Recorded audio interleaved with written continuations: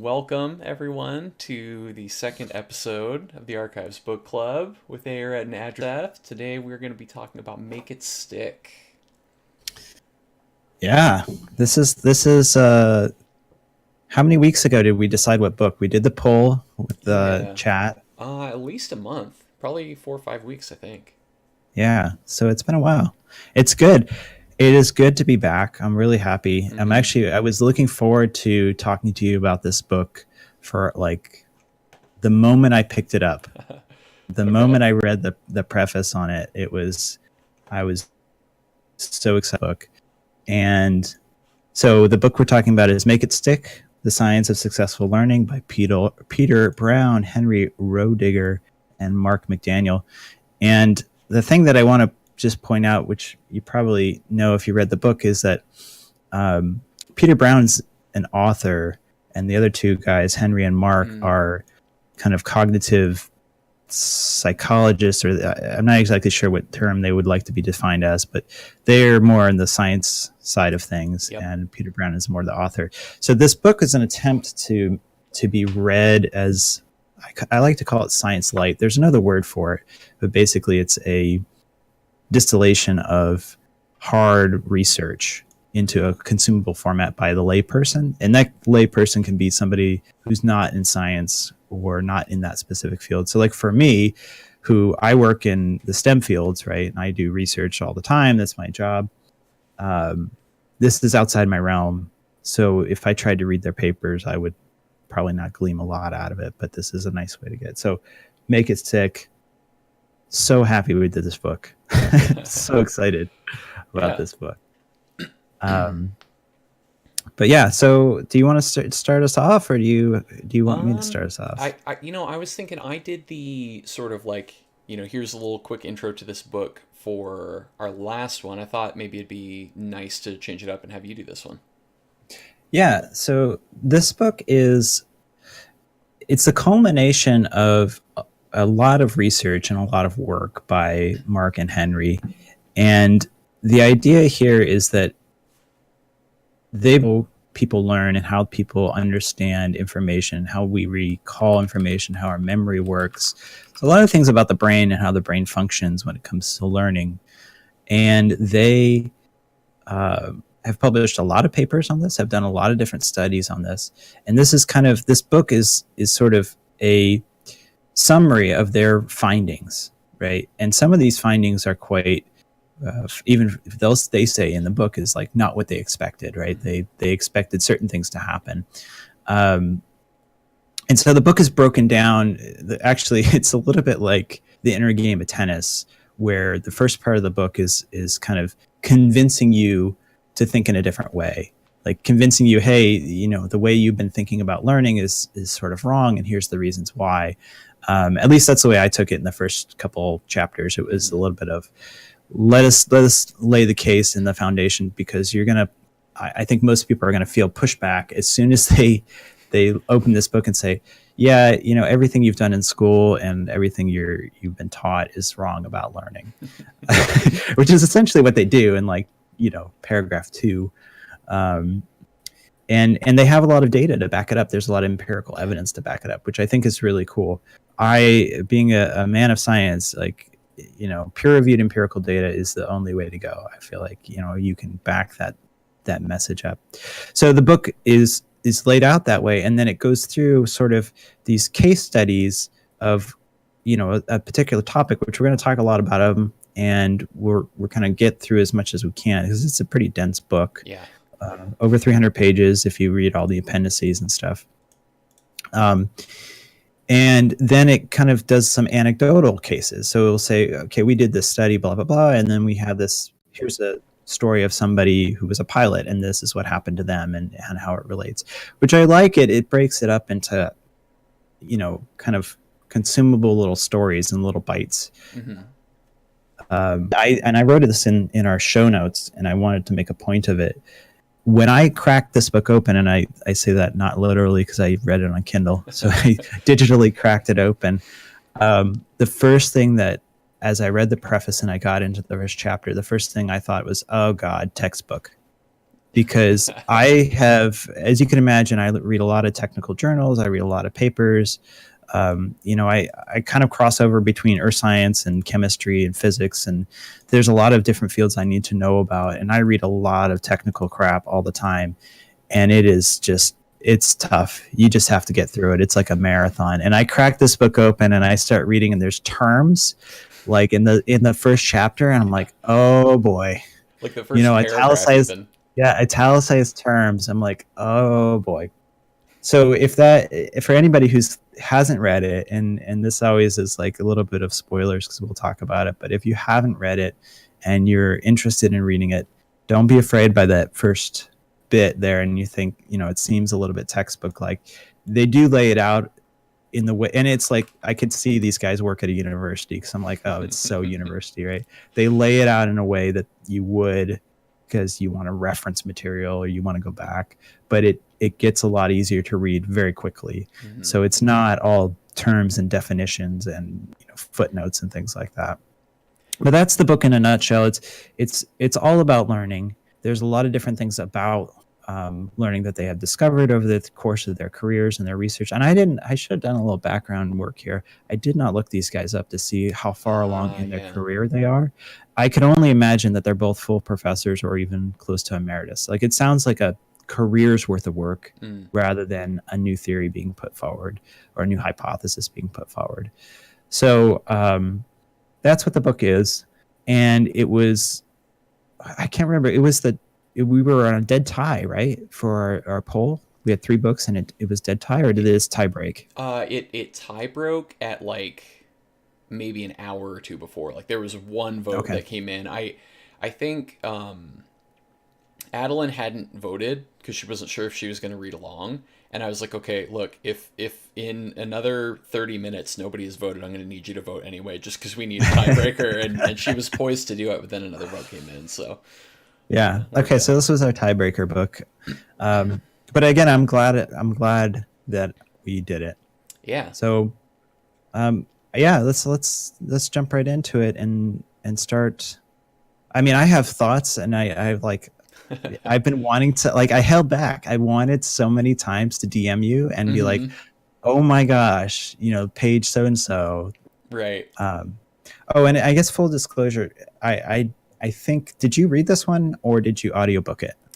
I audiobooked it, and I audiobooked it the first time as well. Although I did, as I was going through and making show notes, I had both a hard copy and a e-reader version. So I now own this book every way that is possible, I think. So I can kind of sort of, I know you like to do the evaluation of audiobook versus Yeah, I wanted to point it out that if there's some ambiguities or differences between our what we're saying, it might be because the way we consumed the format. Yeah, definitely. I mean, I'm trying not to get run over in my car as I'm trying to consume this information. You're hopefully somewhere safe and warm. Right? Yeah, no, I'm sitting on my couch with my dog. Yeah. So I mostly did an audiobook, and then some going back and control Fing my way through a digital version. Yeah. Okay. Well, I mean, if you want to start us off and go through some of the kind of points, the bullet points that we have laid out. Yeah. So this will be, for the audience here, this will kind of be the same barrage that Adraseth and I got at the beginning of the book, when you get all these terms thrown at you and you're like, wait, what? And I'll kind of I'll pull the curtain back a little bit, because they also say it's very meta. Like they've laid the book out in the way that the research in the book suggests you learn, meaning all of the techniques that you're about to hear about and learn about during this podcast where we talk about the book, they use in the way they've structured the book. So they hit you with all these terms at once, and then they kind of bring them back, and they're sort of strategically put in the book in that way, so that you remember them. Now, we didn't do that for you. That would have been really meta, as if we structured the podcast that way. Now, I thought it was very clever that they did that in the book, but I didn't think about doing the podcast like that. We'd have to drastically change subjects constantly. Yeah, it's a bit difficult.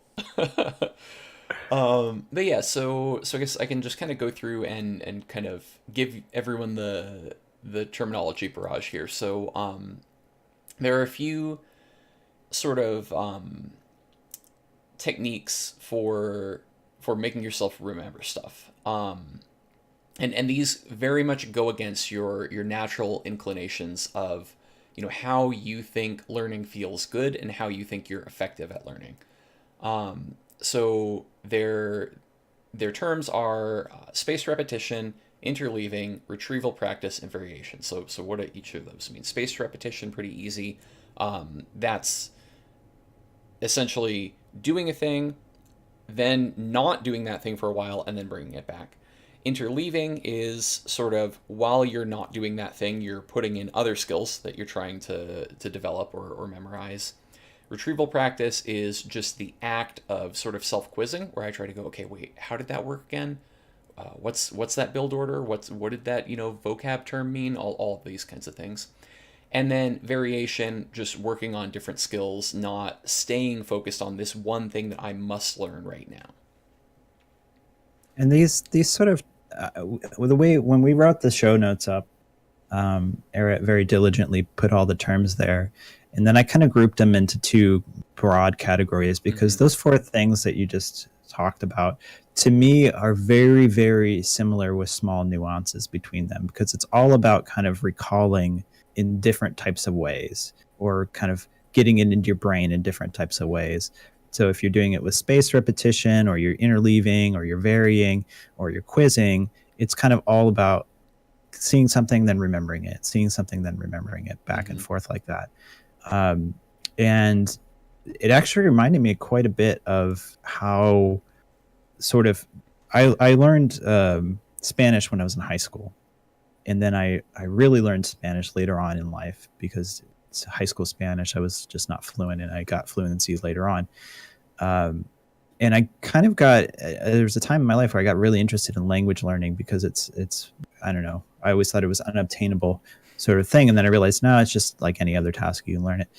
But this is actually in the sort of new meta of language learning. This is the way that people go about it, with sort of things like flashcards, or learning a phrase and then coming back to it after learning some other phrases in between, or learning grammar and then learning a phrase, or vice versa. So if anybody's done any language learning in the new era, which is like the internet era, a lot of sort of the way that the online resources that you might use, like Memrise or Duolingo, do this.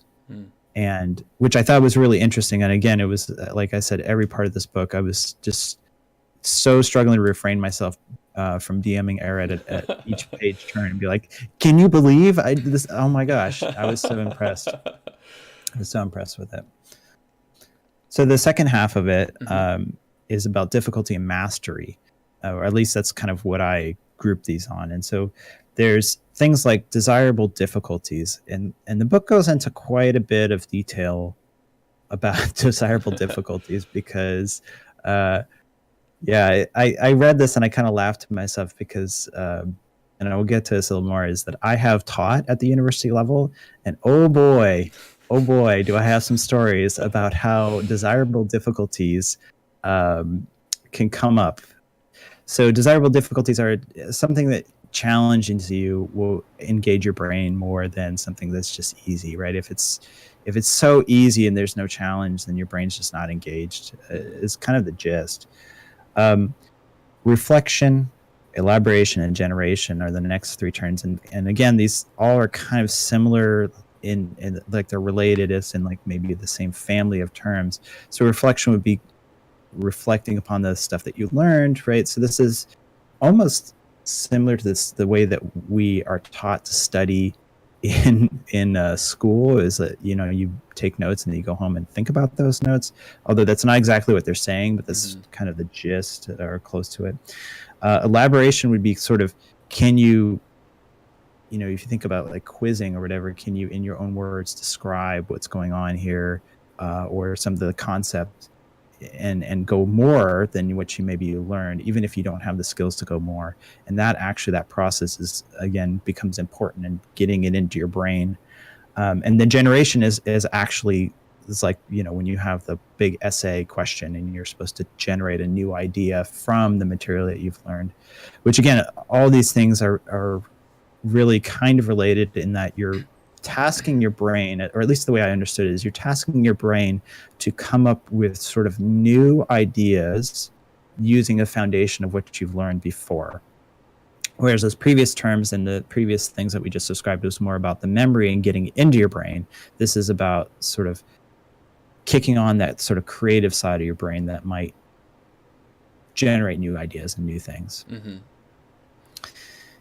And they kind of interweave them too, right? That trying to do these mastery things is a way of really locking in the memory, right? Which is, that part for me was a bit unintuitive.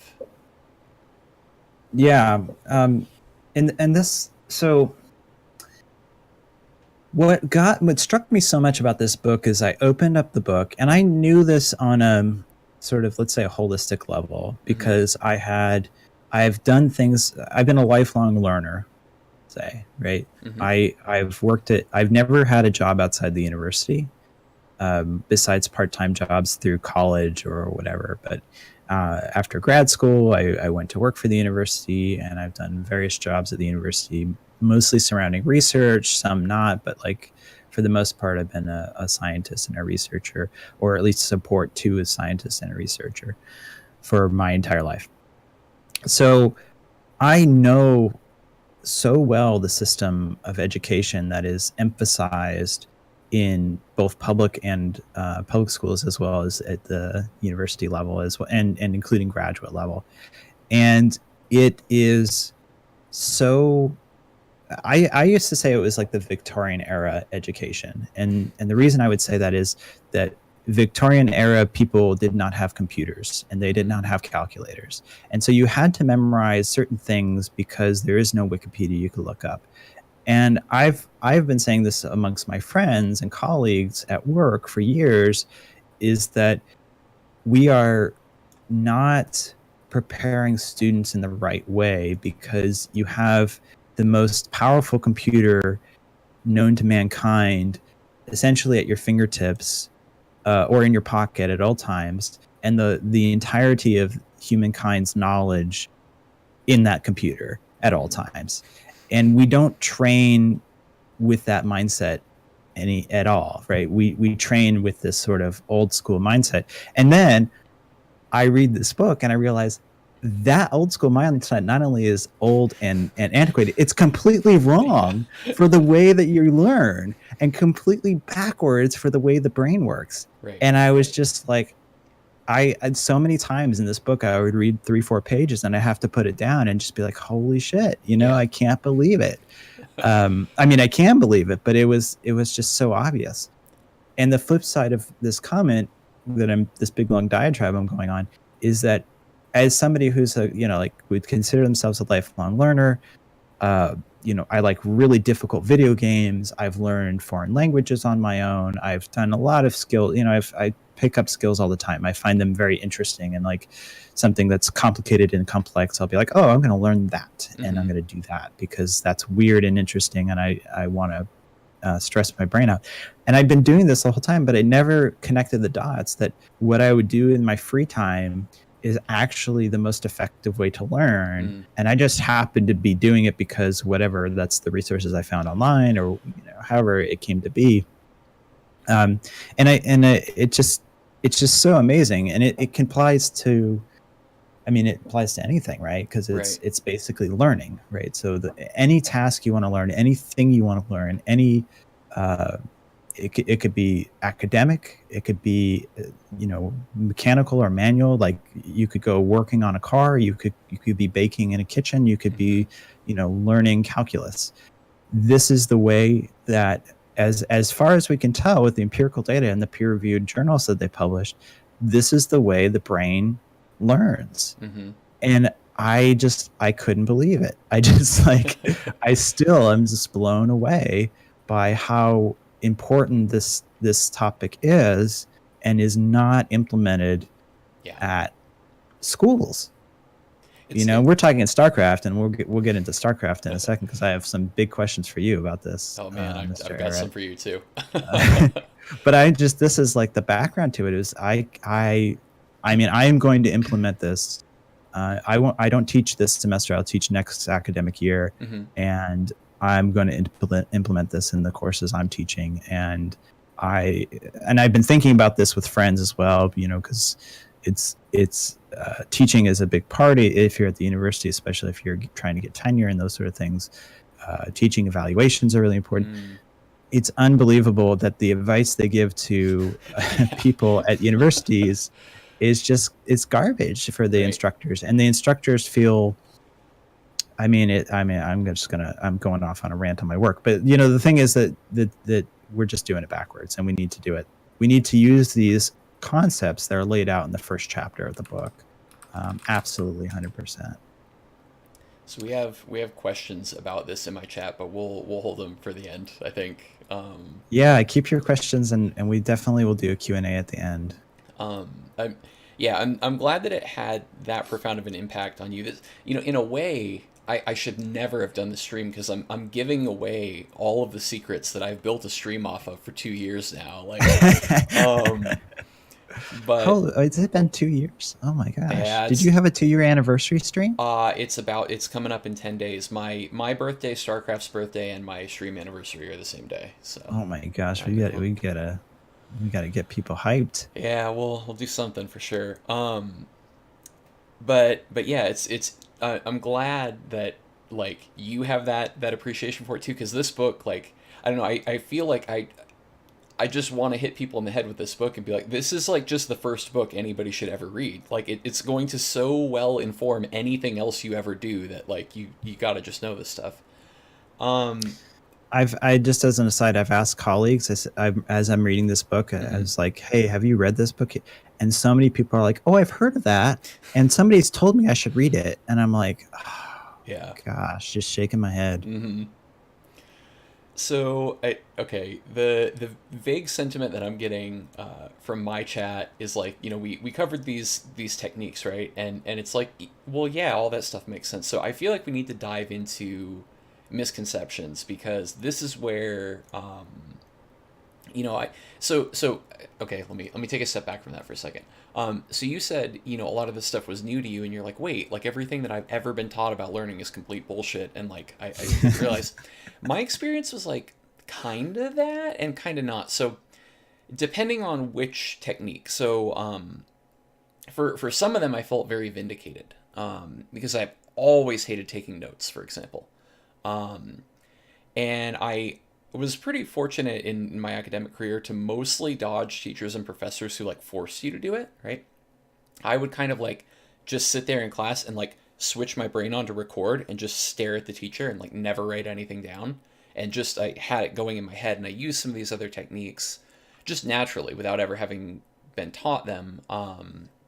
And we can maybe go into that, like that tangent, as we get a little later into the discussion. But there were a few teachers who forced me to take notes, and it didn't do anything. It was a waste of time. So I begrudgingly did it, like, okay, here, whatever. So you can give me my damn 10 points for taking the notes or whatever it is, right? But like this does nothing, and I'm so angry, and I'm never gonna read these. And they would say, oh, and you go home and read these, and it'll help you and whatever. And I kind of knew that they couldn't police it, and I knew that it didn't do anything, so I didn't do it. Even though I was a really good kid, and I would always do what teachers told me. So that felt very vindicating because I just freaking hate notes, man. But some of the other things like were a little bit more surprising. So for example, they talk about, and I might be jumping here a little bit, but we're in the misconception section.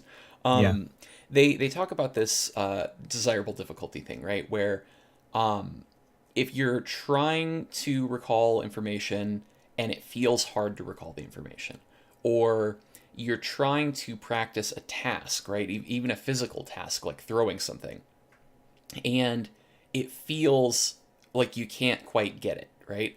And then especially if somebody goes, okay, now you're done practicing, and ends your session before you feel like you really got it, right?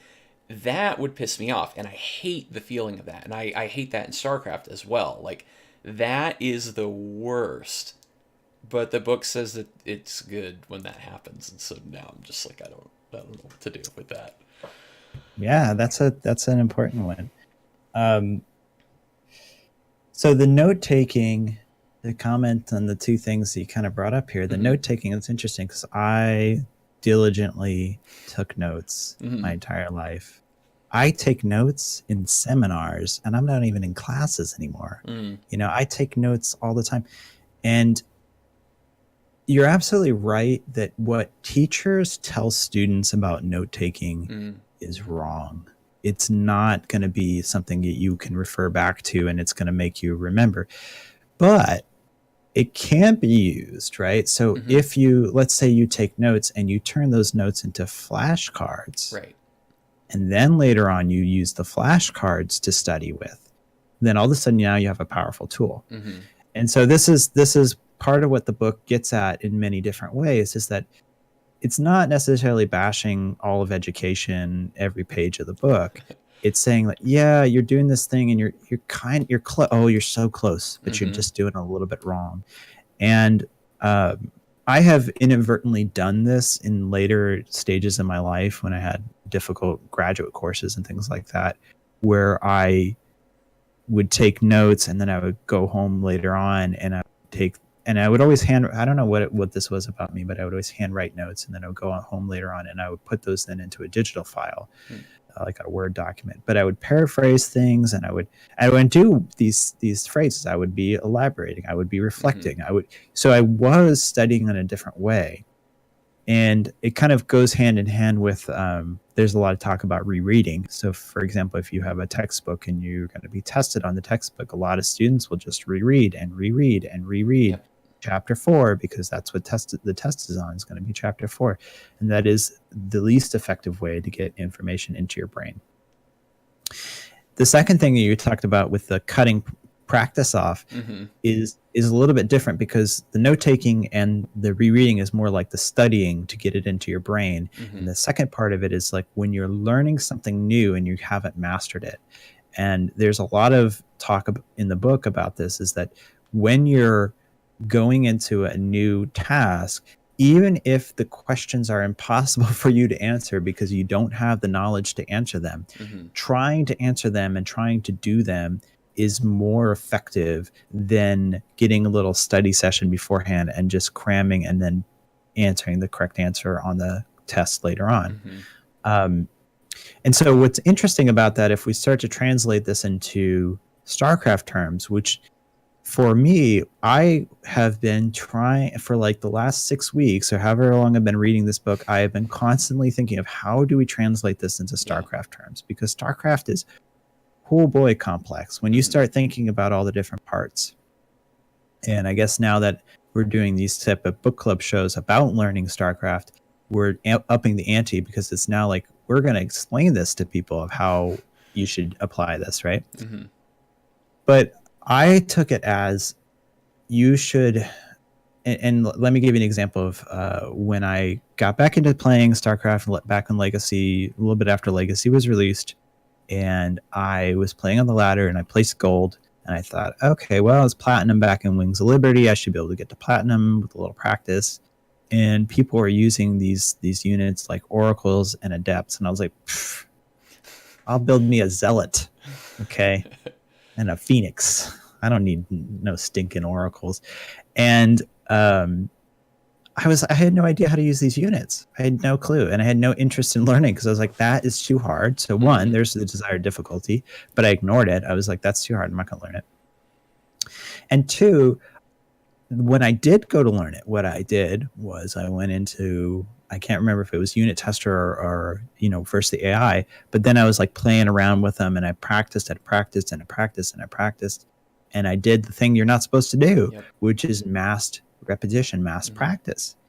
And it's sort of to bring it back, you do these techniques, which, and this is I guess I can't speak to anything about except for United States educational system. So other places might be different, but in the United States educational system, you are taught a way to learn. And whenever you do stuff without realizing it subconsciously, you revert back to that taught way to learn. And so you do the easy things first. And then you start doing mass practice of those easy things because it feels good. Yep. And you're tricking yourself into thinking you've mastered something when in reality you can't. And here's the StarCraft example. So to have a StarCraft example, the thing I can think of, and I did this a lot when I was streaming my first year, and I would go into the first 20 minutes of my stream, I would go into a custom map without the AI, and I'd build order grind again and again and again and again. I was trying to max out. I was trying to do the build right. I was trying not to supply block. And, by the 10th time you do it, you're like, okay, I'm starting to get it. Right. Yep. I'm ready for a ladder game. Yeah. And what happens in your ladder game? You can't even come close to maxing out like you did in the other game. And it's like, what this complete, I feel like a complete failure. And what happened, all my practice. But what I was doing to myself was I was massing practice again and after again with no breaks in between. And then when I went to sort of test myself, I failed. Yeah. Because for two reasons. One is the ladder is nowhere near like what the custom map is like. And two, it's, mass practice gives you like this little boost for a very short time. And this is according to the book, right? Yeah. So basically you get this little tiny boost for a very short time. But in 2 days' time, if you try and do it again, if you try and do your build order on the ladder again, you're just gonna forget it. You're gonna be, oh, did I build, Twilight before Robo or Robo before Twilight? Oh crap, I don't really remember. Yep. And it didn't matter that you spent half an hour or two or even an hour. And it was incredibly frustrating. I remember this, and I just stopped doing it. Actually, I was just like, well, this isn't helping, so I'm not going to do it. I didn't know why, but it was incredibly frustrating. And you have, you developer, it's so adorable. You wrote this like exclamation point with 2 equal signs, which is a little code there. But he wrote in our notes, deliberate practice does not equal mass practice. Oh, and this really comes down. I got a rant for the StarCraft scene on this one, but I'll let you go. Oh my gosh! Hold me back. Well, I was going to say, so the Arret Empire has been built on deliberate practice, and I tried this for a while too, and I think I mentioned it last time we had a podcast. Is that I spent a lot of time doing mass practice, and it's just like, well, I'll play 500 games this season, or I'll play 1,000 games this season, and that will make me better. And the answer to that is like, yeah, I mean, you do improve, but it's not the optimal way to improve. It's not the most effective way to learn. And so you're basically making your life harder trying to learn a task. And eventually you'll get there. You eventually will. If you play, actually, I saw this on Reddit recently. Somebody played 15,000 games and they got to master. And it's like, well, okay, I'm sure there's people that have done it in fewer games, and I'm sure that the person's intelligence that did 15,000 games wasn't the question there, right? I bet there are more effective ways to learn, and that 15,000 games will get you there. It will do it, but maybe you could have done it in 5 or 7,000 or 10,000 games, or something like that. Yeah, it's the Korean pro gamer school of thought, where it's like, let's just sit this poor kid in front of a computer for 14 hours a day and see what happens, right? Like, well, at least what the thing is. I just to comment on that. That's what all of us Westerners say about the Koreans and what they do, and I'm questioning whether that's actually what they do, because there are very few people that have actually spent time in those Korean pro houses when they were back in the Kespa days. Very few Westerners were let in. Right. And they do practice a lot, but there was also a lot of this, like there's A team and B team, and everybody had practice partners, and there was a lot more going on. And I think what we Westerners have taken from this is that, yeah, they just play all day and they play a lot. And I wonder if that's really true. Like, the top players, even in the, like Serral, or even the top European players, the top NA players. Yeah. Is that really what they're doing? Because I'm kind of wondering if that's what they're doing and they don't realize it, or they're maybe not giving secrets up. You're getting them free here on this stream. Yeah. Well, so I think the characterization that we've gotten from the handful of Westerners who have been inside of those houses, right, Artosis and so on, is that yes, they do sit there for hours and hours and hours, but I think you raise a really good and really interesting point about the B teamer thing. And I think specifically, this maybe addresses some of the things that we're going to talk about in a really good way.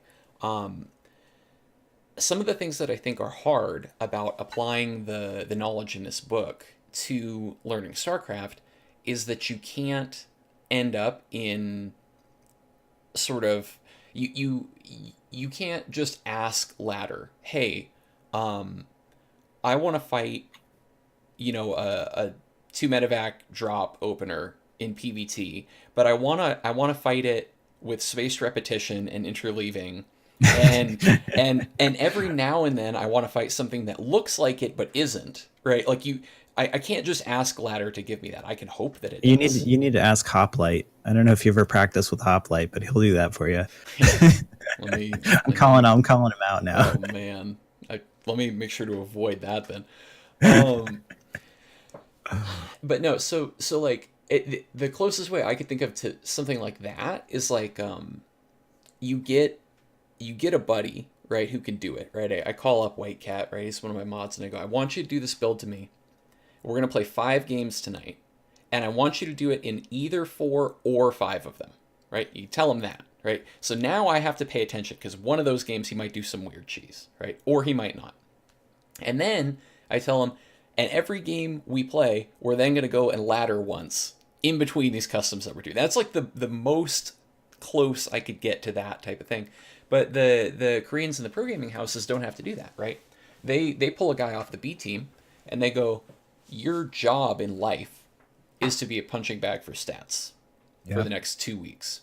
You do the builds that he's having trouble with only, right? So I think that might be that kind of like secret little edge or whatever that you're talking about, where we get this mischaracterization of like, yeah, they just jam games, but and like, yeah, they kind of do, but then also they, I don't have somebody whose literal job is to make me better at StarCraft, right? Like whatever about what he's doing, he can, 2-1-1's not good for him to learn, whatever, we don't care. Like I'm the A team guy, he's the B team guy. Like that doesn't exist in Western society. Yeah. And what's interesting about that is if you start to think about different sports at the top level, many, many different sports have this integrated. You see this in boxing or UFC, where a top fighter is going to have a sparring partner who's going to do whatever thing they're weak at, but they're not going to do it all the time. But they're going to, and they're going to lose. Their job is to lose, right? They're going to make it hard on the fighter, but they are always going to be ended up bested by the fighter. You see that in American football, and the way that different positions are trained, and they have different drills they'll go through, and then you get this very, very personalized training. And we, us plebs down in the Diamond League, right? Like we don't have luxury. We don't have that time. We're not pro gamers and that sort of thing. So you raise a very interesting question, and I have heard, and I'm not going to call people out, but I've watched coaching streams of top streamers in the community, and they will say to their the person they're coaching, their whatever, their tutoring or whatever, their student. Yeah, I couldn't think of the word. They'll say to them, yeah, you need to master 20 games doing this in practice, and you need to, or you need, and they prescribe that, the doctor prescribes mass practice. And ooh, well, I used to think that was okay, and now the results, the data show otherwise, right? So it's difficult. And so in this little area of our notes, I wrote, what's our testing metric? Like how long do we focus on a certain thing, and what's our testing metric for knowing that we've mastered something? Because in my brain, the best sort of test metric that we have is the ladder. Because you don't know what's coming at you. Yeah, it's I mean, short of, a tournament, which I actually, I think I would argue that a tournament is a worse testing metric, because you you introduce angles of attack that are maybe overly specific or something, right? Where I don't know. Maybe I don't agree with the point I was going to make anymore now that I'm starting to say it out loud. But Well, that was my go-to also, is that tournaments would be the only other thing I could think of, because again, you don't know what's coming at you. But then with tournaments, you're doing best of threes or whatever, best of fives, best of sevens, depending on the right, tournament you're in. and how deep you get. Yeah, I mean, I think if you want to look at so okay, I guess here's the qualm I was gonna raise with tournaments, and then I couldn't quite figure out how to do it. So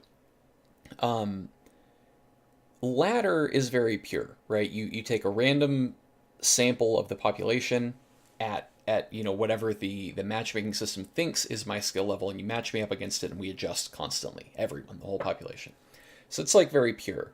In a tournament, if I'm going to fight you, you are highly incentivized, because there may be a large cash prize, to scrutinize me and try to find something you can exploit. For example, you might study my current practice regimen, right? If I'm streaming, you can watch my stream, you can see what build am I working on.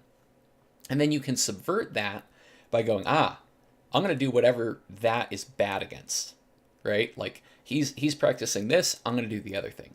The ladder population can't do that, right? So the goodness or badness of whatever I'm working on is more subject to like the metagame as a whole, I guess, than it is subject to some outside person who is highly incentivized and highly motivated to pick apart whatever I'm doing and find a way to take advantage of it. I guess that's why I think I would side with ladder being the sort of best metric. But then okay, so fine, we have a metric holistically for my StarCraft play.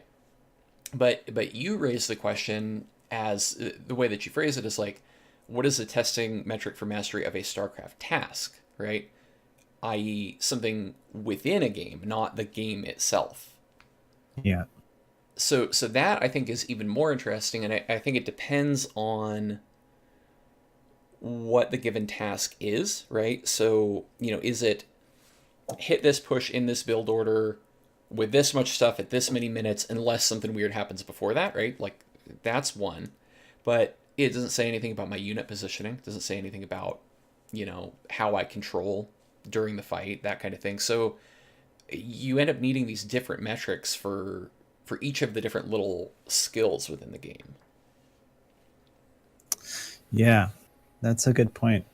This is something I wanted to bring up as well, because when we start talking about, let's say, spaced repetition or interleaving or kind of methods for practicing and learning, StarCraft is essentially a conglomeration of many tasks, right? The best I could describe it.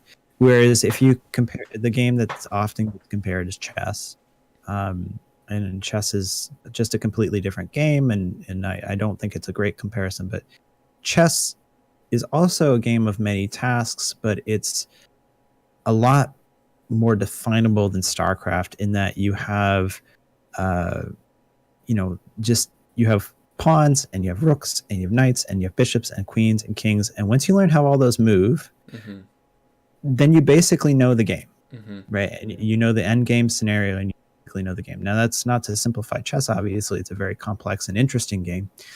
But you can spend time and Josh Waitzkin, I think is the guy's name. He was a GM chess player in the 90s, and he was one of these children savants that just starts crushing adults when he was like 10 years old. Very interesting person. It's actually one of his books was on our list potentially to read in the future. I used to play a lot of chess, and when I used to play on the computer, and there was a version of Chess Master, I can't remember which one it was, but back in the early 2000s, where he was like part of the game. They had this whole like training system that they paid him to do, and he had a voiceover thing. And he emphasized a lot of end game position play. And the reason why is that his advice to the player that was playing the game was that if you learn how to deal with very few pieces on the board, you will master those pieces. And then when you have many complex situations with lots of pieces, you'll be able to deal with them individually and be okay. So for example, you might have an end game situation with a king a pawn and a knight, and the other person has a king, a pawn, and a bishop. Mm. And you have to figure out how to deal in that situation, or even fewer pieces. And the whole idea there is you breaking down this complex game into smaller tasks and practicing them. And StarCraft has that. For whatever reason, I think that Zerg is a better example than any other race in this. But obviously, there's mechanics in all three races. But Zerg, you have to inject your larva, you have to spread your creep, you have to make drones, you have to make attacking units, expand, spend your money, do all the things that you normally do. But the injecting and then spreading creep are two tasks that I know people practice a lot. And in fact, I recently was asking Kessnuts, because he came into my stream. I said, what do you do? Because I've been off racing a little bit. So what do you do to practice before you start streaming, or right as you start streaming? And he said, oh, I do queen injects and creep spreading. That's like a micro game or something. And so the trick is here that you do these, you go through the day 9, what does he call it, where you go through the tasks in order, mental right? Checklist exercise. The mental checklist. Yeah, you go through the mental checklist. Each one of those tasks is something that you have to have mastery over, because once you have mastery over it, it is then committed to subconscious memory or subconscious part of your brain, which you will then do it automatically, whether or not you're dealing with your 5-minute push or your army positioning during your push or whatever, like you were talking about. And so again, we come back to how do you actually, should you practice that? Maybe you should practice each one of those things individually and then space them out, or but in the latter game, in the actual sort of test arena, you don't have the luxury at that point. If you're trying to get one of those tasks into your subconscious memory, that's in my feeling after reading this book, and also my feeling of playing the game, that's the worst time to get it into your memory, because it's the most likely you're not going to do it. Right? It's like the most likely time you're not going to do it. But then just doing mass queen injects and creep spreading is not the answer either, right? Yeah. It's something kind of in between these two. And like you were saying, maybe the best case scenario is you have a controlled environment where you have a practice partner that's going to do something specific, but not all the time. And then you go about it that way. And my guess is that in terms of StarCraft, like your example of the push and the army timing, is that that would be like one task, right? Like you say, like, okay, I'm going to get this amount of supply at this amount of time, and then I'm just going to move it across the map. And here's the reality that works in Platinum. It sure does. Right. Yeah. And as you move up into Diamond and Masters, it stops working as well for various reasons. But that could be one task that you master, right? That could be just like, I'm going to get that. To get to that one point in time, though, you have to be dropping mules and building supply depots. You need to be chronoing. You need to be building probes. You need to be building pylons. You need to be injecting. All these other things have to be happening, and all those other things have to be automated at some level in order for you to get to that 5-minute push or that 7-minute push. Right. So StarCraft is such a layer cake of complexity, right? And us plebs, I hear my dog flapping about in the background. Us plebs are just working on getting the foundation of that complexity down, right? Like none of us in Diamond. Anybody who thinks that they're in Diamond and they are perfect in their macro is kidding themselves, because we're not. Yeah, you haven't. And even in Masters, you see it all the way up to Masters. Even at GM, I remember I watched a stream where Neuro was getting coached by somebody. I don't know who it was, but he was on Discord with somebody, and they looked at like 4 of his replays and 4 different games on 4 different days, and he got supply blocked at the exact same point in these 4 different games. And the person said to him, he said, "You're a GM player. Like, what are you doing getting supply blocked?" And so none of us macro perfectly, and the lower down the list, the worse it is. But it's those levels of complexity which we need to master. And I don't have a great answer. I guess I'm just waxing philosophically at this point. There ought to be a way that we can master them using these techniques. I can give kind of, I can talk to this a little bit. Okay, can you bring me back to this point after I have my diatribe about mass practice? Okay, Because yeah. I feel like it'll. Okay, get on the soapbox. All right, because it'll be helpful to circle back to Yeah, this after we do that. So, we'll bring it um, back. all right, I'm gonna go on a rant, and I don't want anybody to feel hurt because I love Oh man, this is everyone. a trigger warning. This, We're yeah, getting trigger warnings right I, now. I love everyone in the StarCraft scene, and I know that y'all are out there just like me trying to do your best, right? And some of the people who I'm not going to name names or anything like that, but like some of the folks who are behind the initiative that I'm about to terribly malign are dear friends who have helped me a lot. So I'm sorry. uh, but there was a movement within the StarCraft scene probably about a year ago, and it was motivated. And it had this term deliberate practice. It's like it's like flagship thing, right? And these are people who are nerds, right? These are our people, right? And they're like working as hard as they can, bringing everything, every intellectual force they have to bear to get better at this video game, right? And they're making custom maps. They're doing everything that they possibly can. And sorry, I had to ignore chat for a second. Um, and ultimately, what they were doing was mass practice, not deliberate practice. So there was this confusion between what these two things are. So I want to clarify this for everybody because I care a lot about anybody who's willing to try that hard to get good. I care a lot about because I have that in me too, right? I feel that pretty strongly. So what is deliberate practice, right? This is where you are being mindful and intentional about the way that you're learning and the way that you're practicing and trying to do it in the best way that you can. Now, the right way to do that is all the stuff that's in this book, as far as we know right now from the research we have. Massed practice is when I say, I'm going to use one of the examples from the book. When I say, I need to get good at beanbag toss, right? I'm a competitive beanbag toss person. I'm gonna go to the county fair and I'm gonna win a big giant stuffed bear doing this, right? I know that the target in beanbag toss competitions is 4 feet away. So I'm gonna get a target that's 4 feet away and I'm gonna stand here for 40 hours a week throwing beanbags into this target that's 4 feet away, right? They literally did this. They had children do this thing. It wasn't for a competition, but you get the idea. That isn't good for you.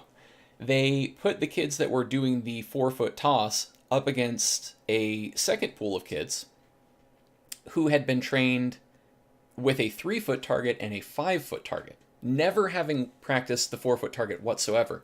The kids who had the varied practice, 3 feet and 5 feet, kind of all mixed up, did better at hitting a 4 foot target than the 4 foot target kids. So this is what I don't want StarCraft people doing. I don't want anybody out there practicing their stuff with just sheer brute force where you're just hammering the same skill over and over and over and over and over again. So that's my soapbox on that. So I wanna go into an example of because again I read this book like either right before I started my stream or shortly after starting it, and so I was able to kind of use a lot of this stuff when I was initially ramping up. And so to everybody out there who like watches this on YouTube or whatever, or like listens to the podcast, if you are not diamond yet, I can tell you that doing these things is the path to get there. It is a very easy, guaranteed path. I did it pretty quickly. Like it works. Once you're there, I'm hard stuck. I'm figuring it out too. I don't know. Um, but I actually maybe have had some breakthroughs with that recently too. But so I want to look at the example of my PVZ build order, right? Which is a thing that I had to learn. I picked it up somewhere in silver-ish, and I basically kind of sort of had mostly the same thing from silver to diamond. But there was a time where even, a standard like Gateway 19 Nexus expand and then going into some tech after like that and like even things like my second pylon, my second gas. I used to not remember how to do these things. I'm sorry for everyone who's not a Protoss, but you get the idea. These very sort of basic building blocks in your build order. I didn't have them because I was in Silver League, right? And so how did I go about learning those things, right? So what I would do, and I think this kind of addresses some of your questions too, Adresseth, that you were posing. How long do you wait and stuff, right? So I sat down, I had the build order written out, I read it, and then I closed the notepad. And I waited a couple minutes, like read Twitter, whatever I did. And then I didn't even open StarCraft. I just said, how much of that do you remember? Gave myself a quiz. What things do you build in what order? And I kind of mentally went through it. And also, there's an example in the book, I won't go into it too much, about like Mark Twain doing like spatial memory stuff with his kids. Just super cool story. I would do that too. I would literally envision, where in my base does this structure go? And I would walk around my base in my head and go, all right, the probe goes here, builds that, goes here, builds that. It moves around, and I kind of have this map, right? So I would do that. And once I felt like I had it, I'd go do something else for an hour. Go work out, go, hang out with a friend, whatever. And I would do the quiz again. How much of it do you remember? And so I kind of did that. And I started doing it in the game. And I would only go until I messed something up, right? Once I did, I'd close the game, I'd say some swear words at my monitor or whatever, and I'd go like read like it. A true StarCraft player. Yeah, right. Well, I mean, I'm not on stream, so I don't have this character I have to portray, right? I can, That's right. I can be really me. Yeah, so I kind of do that, and I basically built it up from there, right? I would go, okay, this is about how much I've got, and I also was playing the game at the time, and just sort of doing this research on myself of like, well, how long is the right amount? I think that part probably varies from person to person, right? I think you have to like do this. It's this weird game of chicken, right? The game describes it where like you want it to be hard to recall the information, but you have to be successful. So Yeah. you're playing this game of chicken with your own forgetting, where the harder it is to grab the little nugget of information out of memory, the better for your long-term recall. But if you go too far and you can't remember it, now you have to start over. And so you kind of got to figure out what is that timeline for you to be able to scoop up the information from memory. Yeah, that's a really good point. And I can add to that since I started reading this book, I have completely switched the way I play StarCraft. And right now what I'm doing, I'm not saying that this is the right thing, but what I'm doing is I play all races. And I play one game of Protoss, and then I play one game of Zerg, and then I play one game of Terran, and then I play one game of Protoss, one game of Zerg, one game of Terran. And every so often I'll play like 2 games of Terran and then go back to Zerg, Protoss. It depends. Like I go, this way down the selection and then this way down the selection, or but and it's hard, especially like you lose a game and you just, oh man, do I want to get back in there and start grinding? Yeah. I just want to grind it out. And I try diligently to not do that. But the thing is that although there's similar skills, it's like, so, especially learning Zerg, oh man. Yeah. I placed Diamond 3 Zerg, and I lost 5 out of 5 placement matches, but I don't know why they put me in Diamond 3. So now I think I'm down to like Platinum 3 or something like that, Platinum 2, whatever. But it was like lose a game of Zerg, play a game of Terran, play a game of Protoss, lose a game of Zerg, and it was just like, wait, what do I build? Oh crap! This timing that I had no idea existed, because I don't do that in PvZ, or I don't have any knowledge really of TvZ. Comes and kills me, and I'm like, oh, well, I guess I'll queue up a game of Terran, so yeah. It's interesting that that was my response to thinking about how to do this sort of getting out of the mass practice mindset, because I definitely am 100% guilty of doing mass practice. There was a time I was doing deliberate practice where I was, I would get on the unit tester, I would do some like arcade things, I would watch replays, and then I would play a little bit.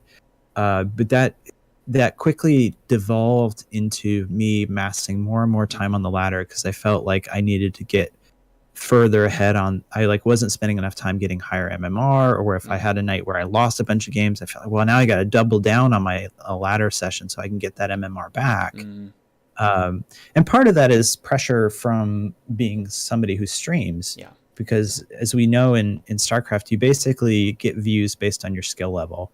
Unless you're a surprisingly entertaining person, it's like the higher skill you are, the more views you tend to get. And so I had this feeling of, I gotta just grind to get those MMR points, those juicy MMR points.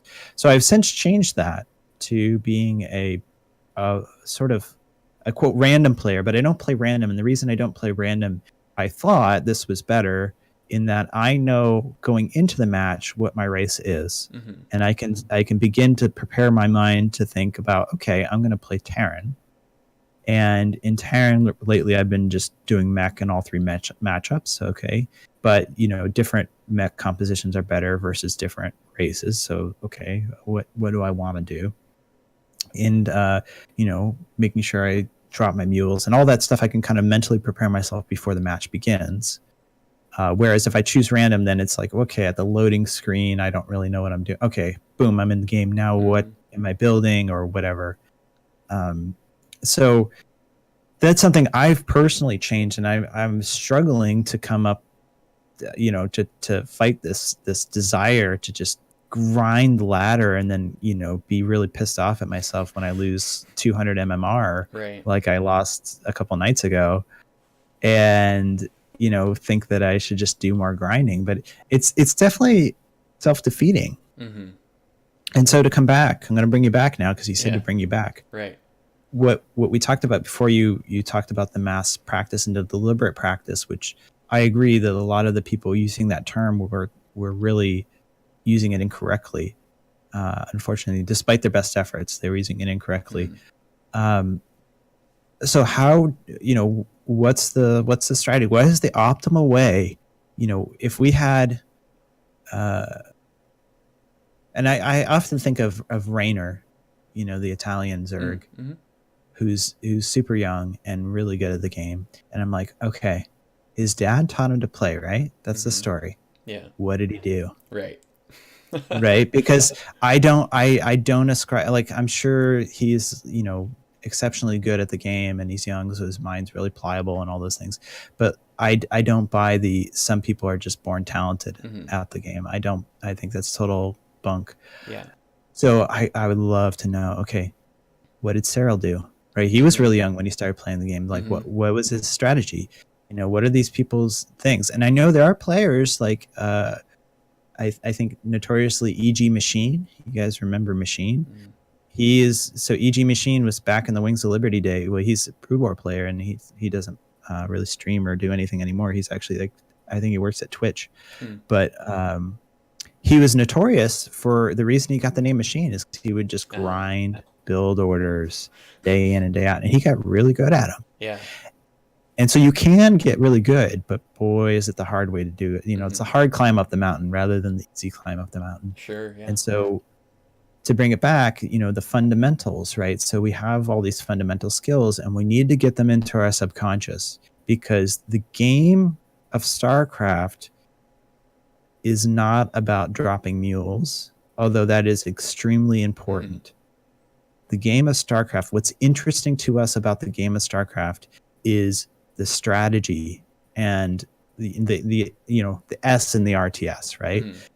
It's how am I going to attack in two places at once? And can I deceive my opponent and do all these interesting things? Can I build a unique composition that my opponent won't know how to deal with? Can I do something sneaky and tricky and proxy or whatever it is? That's the fun part. That's the part that we all enjoy.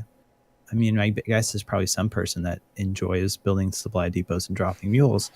But like for most of us, it's about the strategy, Certainly that's the initial draw, right? Like I don't think anybody signs up to play an RTS because you think the dropping mules or chrono boosting is like the hotness, right? Like, oh dude, that's what I'm gonna do. I'm gonna chrono my tech. Like it's gonna be amazing. I do think that component though is an interesting part of why we do value it so much, right? So it isn't just can I outsmart this other human, or can I do something on two fronts better than this other human, right? It's, can I do those things while taking on more tasks than I could possibly attend to and having to struggle to prioritize them correctly? Can I do all of these things at once against another human who is under all of those same pressures, right? And I think that space is so difficult to get into otherwise, just in life, right? You have to, like, the only other real ways to even access that space are when you're doing things at very high speeds, or when you're doing things that have like a very immediate failure threshold, right? Like I'm thinking, split second type of things in sports, where it's like you either did or didn't, get that pass off, or whatever it is, right?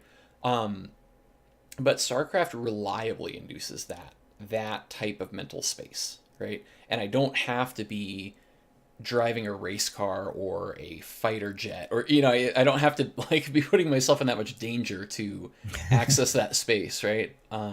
So that's kind of interesting. I will say, to the point about like these prodigies, and what is their learning regimen, and how did they come up. I will say that this decision might have been a little bit impacted by the fact that I now have access to three of them.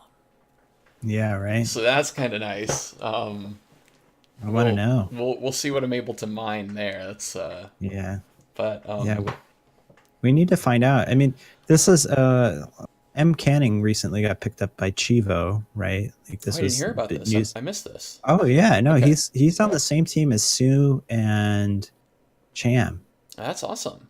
That's Yeah, wonderful. I it's really saw awesome. I saw that he had left Flipside, and I was like, oh, he'll get picked up instantly somewhere. But I didn't Yeah, see the Flipside announcement. did. I mean, they didn't even field the StarCraft team anymore, Right. really. Yeah. So, but to be picked up by, I mean, who knows, right? It's like, Sue is obviously the superstar, and that Cham is really good. But I think Cham unfortunately gets outshined by Special, just because Special's so well known in Mexico. Mm-hmm.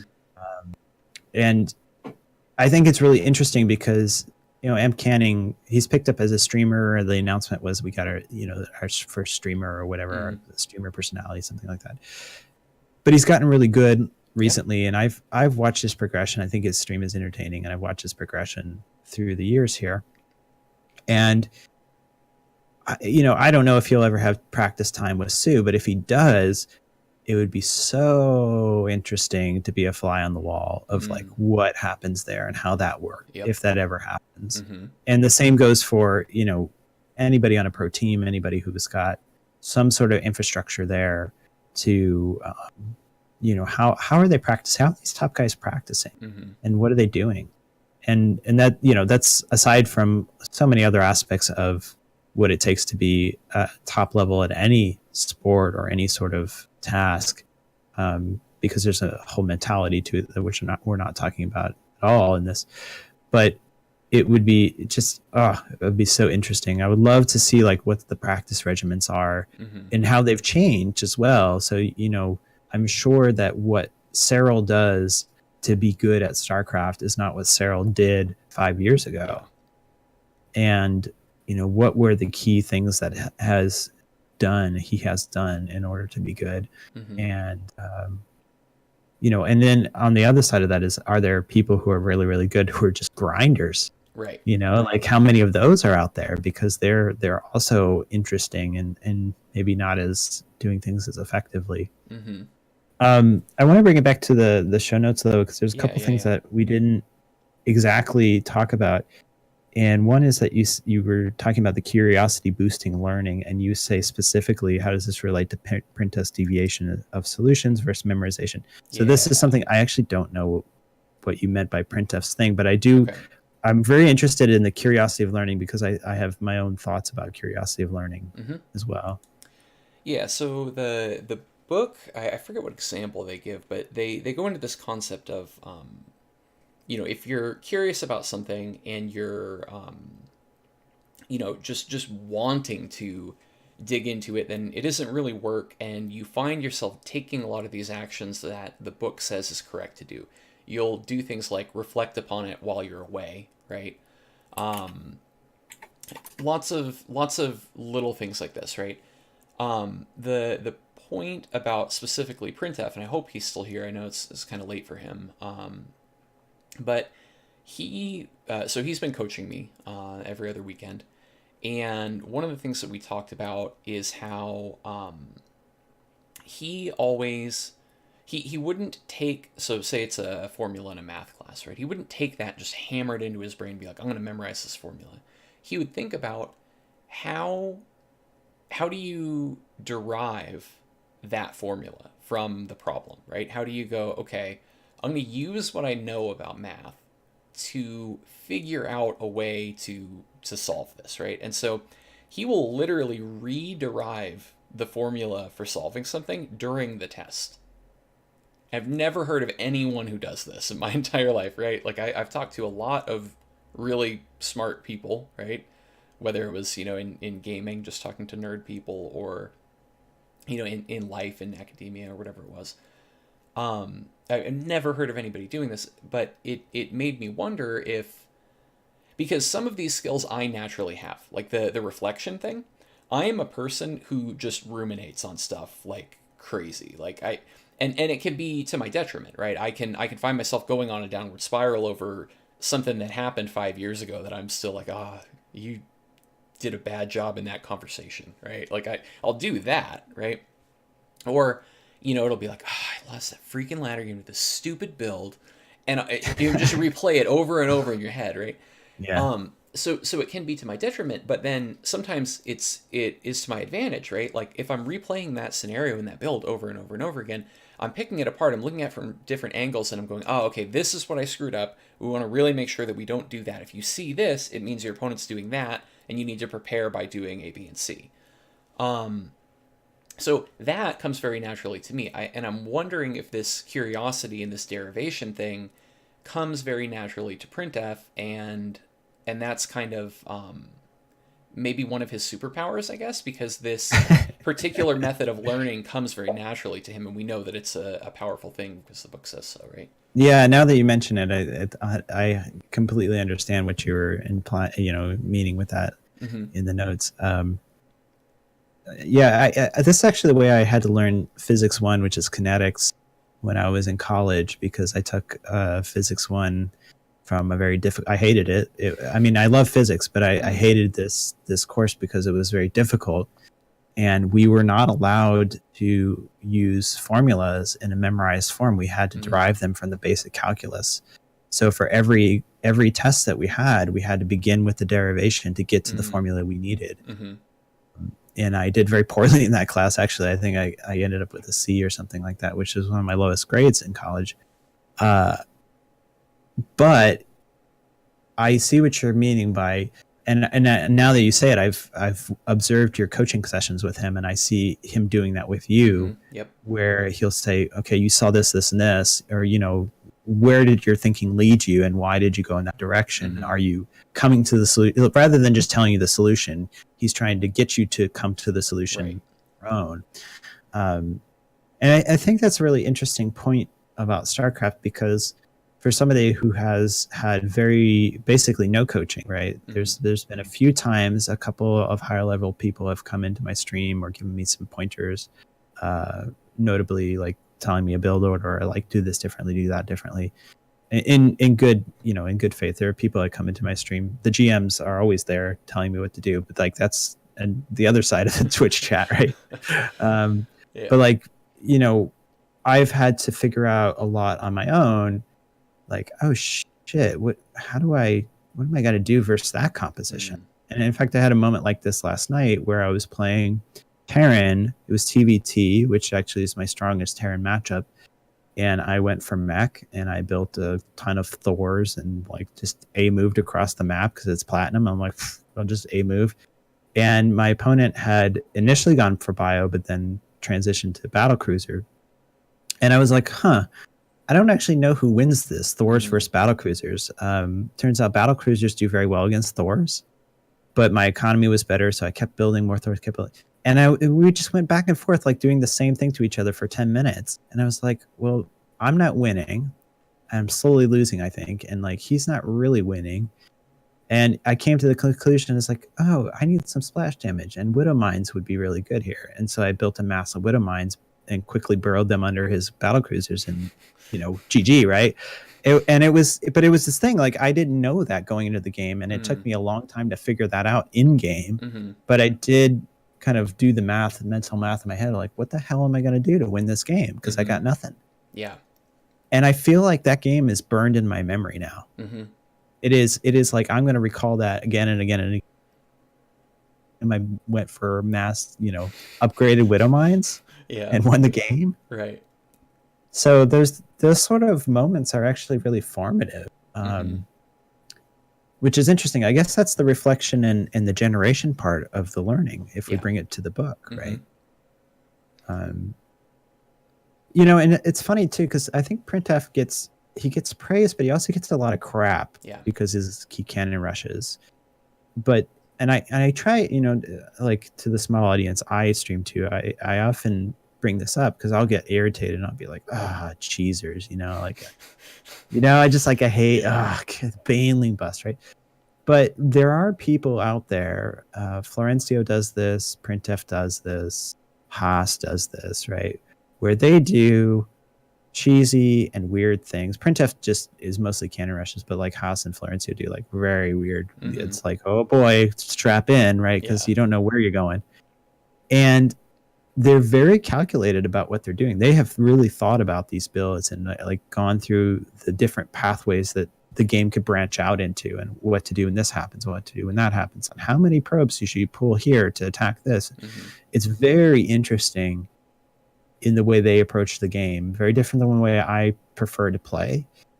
But it is a very, like, it's the mental level is it's 400 IQ level of play, right? It's very interesting, and I think it has to do with this sort of generation, and the way they think about the game is very different than I would prefer, just to memorize a bunch of builds and then reach into my hat and pull one of those builds out and play it perfectly.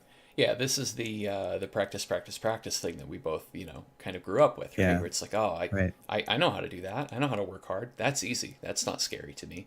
Having to, like, figure stuff out on the fly, that's scary, dude. I might not do a good job of that. Nobody's ever taught me how to be good at that. Oh my gosh, this is why I don't cheese. This is exactly why I don't cheese, because every time I've tried cheesing, I lose because I don't do very well. And I'm like, well, I hate cheesing because I just end up losing. So I don't do it. Yeah, and what they're doing is this oblique angle of attack where you say, I'm going to know more about the weird stuff and the details than you, because I've seen it and you haven't. Yeah. And when the game goes into the weird, they're pushing it, they will have the answer to everything you come up with. Yeah. So it's very, and it's very entertaining too. I mean, as an aside, it's an extremely entertaining style. Like, looking back, I'm a little bit, on the one hand, I started off on this, high horse, like, I'm going to be an honorable macro player and I'm going to do everything right and I'm going to use all these tricks to, make sure that I learn efficiently and whatever. But, like, as a streamer, it was kind of a stupid idea, right? Because it's so much more entertaining to watch a Printf or a Florencio, or, these guys, right? Tricky Dano, and there's a lot of them. I think what is also kind of interesting about your point with, studying those personalities is that there is that curiosity piece, again, that we talked about with the derivation thing in Printf, where he is naturally curious about the way the game engine works. Where, like, if you saw the thing about the oracles on Reddit a handful of months back, right? He's finding this stuff because he's like, I'm just curious how the game engine works. The other day, we were talking about which direction a probe would squeeze out if you build a cannon beside some pylons such that there isn't anywhere for the probe to be. And he literally explained to me exactly how the game engine works, and that it counts squares and finds the place to put the probe, which is the shortest distance away. Like, who knows these details about the game, right? Yeah. Yeah, it kind of reminds me of, I forget the name of the map, but it was a stupid map. Not to disparage the map makers, but it shouldn't have been on the ladder. It was that map where it had the gold. It had your natural could be either blue or gold minerals, and if you chose the gold ones, they were backed up to a Xel'Naga tower, and as you mined out the minerals, you could then just head across to the other side of the map And what people were doing was they were doing all these weird tricks with like pylons to pop probes across the mineral line so Yeah. that they could proxy. You remember this? Mm-hmm. And it was like it was when it was Haas's run in IEM, and I forget if that was Katowice or somewhere else, but you know, it was like the heyday of popping, you know, doing these weird proxies of the gold base, and then, oh my gosh, and then people figured out if you put a creep tumor down, you have queens in a certain way, you could pop a queen across, and like all these weird things that would happen, and like, oh, you could do it with 4 supply depots in a bunker and a marine in the bunker, and it's like, oh my gosh, but yeah, like to figure these things out, it's very interesting, creative, and I think our community should be more accepting of. I mean, we do accept them, but I think people give people who cheese, you know, there is no cheese really. It's a different way of playing the game. Yeah. Either you're attacking, you're going to be aggressive, you're going to attack early, and if you're going to play a game that's really off meta, I mean, if the game allows it, it allows it. But we kind of disparage. We all like to think we're these noble macro players, and macro play is so much better than that. Yeah. Oh, I mean, come on, you know. Yeah. It's silly, but it's definitely, it relates to the way that they're learning the game versus the way that we're learning. And I think, you know, like you've done, mixing in some of the canon play is actually better for your overall learning and understanding of StarCraft than not. Yeah, so the angle that I had with that, so okay, this goes back to a question you posed earlier, and I was gonna kind of try to synthesize some of what we've talked about and kind of tie it all together a little. So you talked about this layering, right? Where, you know, we say, well, how do I optimize getting better at StarCraft? We have to pause for a second and figure out what we mean. Do we mean, how do I increase my MMR on ladder? Do we mean, how do I improve my execution of a given timing push in just the build order? Or do we mean make sure I hit my injects and don't supply block, right? What layer are we talking about here? And so I think this is the cause of lots of fights and arguments about how to get better at StarCraft, because we all say, oh, I want to get better at StarCraft, right? But then we all have different assessments of which layer or what granularity level we need to be focusing on right now. And then once we've agreed on that, we disagree about the ways to achieve that, right? So I think the first thing is acknowledging that two people can both be trying to get better at StarCraft, but one of them is on the I just want to win my ladder games level, and the other one is like literally just trying to chrono boost whenever it's up. Yeah. And those two practice scenarios are going to look drastically different. So as you were talking about that, and you mentioned that I've been mixing in the canon play with the macro play, I went, oh shit, I'm massing my practice. Because I go an hour cannons, an hour of macro, now the stream's over, right? Give or take, it might run over an hour and a half of each or whatever. But, I freaked out for a second, and then I remembered my thing that I'm trying to do isn't cannon rush on ladder and improve MMR. I'm doing ladder, and I'm saying I'm going to do an hour of cannon rushing as varied micro practice. So I'm doing a build which makes the success or failure outcome of the session be about my control more than about, do I have a build order memorized, right? And then within that, I don't know, am I playing PvT, PvP, PvZ?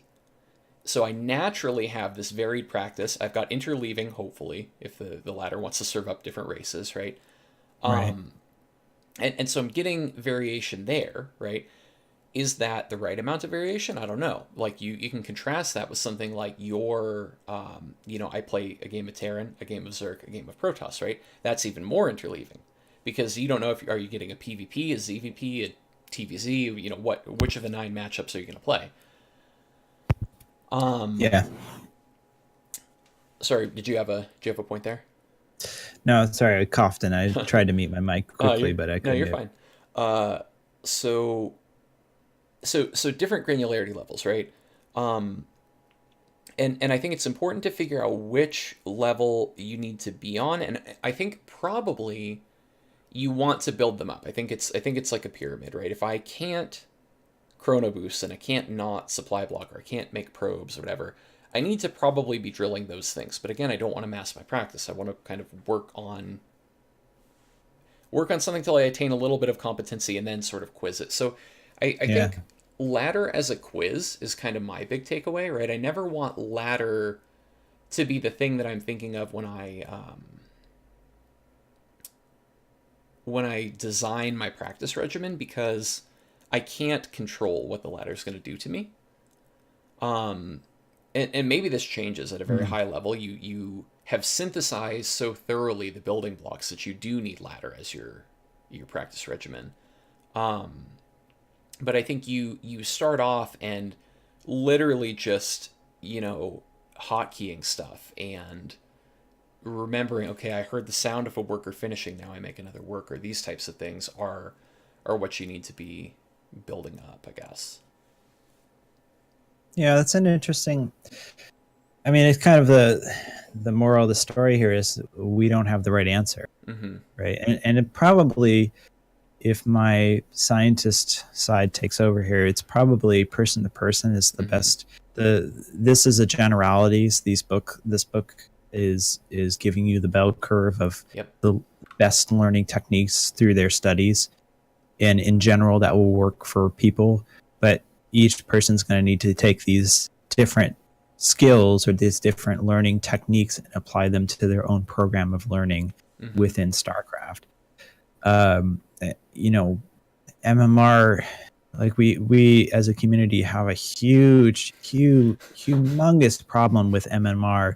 Yeah. You know, back in my day, right? Like we didn't even have, so like when I started playing online games, RTS games and otherwise, there was no ladder or anything like that. You just joined somebody would host a game, you joined it, and if you beat them, you were better. Mm-hmm. And the rise up of this thing that makes you feel good about yourself because you can represent that you're good at the game by having a badge on your account or a number attached to your account has led to so much insecurity and so much mental anguish, including myself, right? I've tied a lot of performance in the game to the worth of me playing that game or Mm-hmm. spending time on that game at all.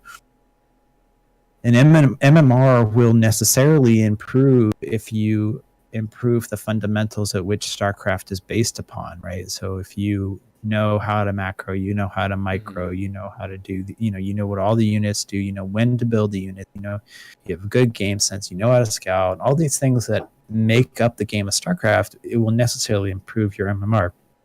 But I'd say my opinion of, and watching a lot of streams and seeing a lot of discussions on Reddit and so forth, is there is such a small fraction of the community who actually do this and try to ignore MMR, that it's just it's we're so tied up in this, like this chase after Mm-hmm. a certain rank, and we also fool ourselves quite a bit by the way we're learning, and this came up in the book a number of times, is that the way we're learning fools us into thinking that we're better than we are. Mm-hmm. And so we kind of inflate our ego into thinking like, well, I should have won that and I only lost that because that guy's bad and he did a Baneling bust or whatever, or that opponent is bad because they built mass void rays or whatever it is, right?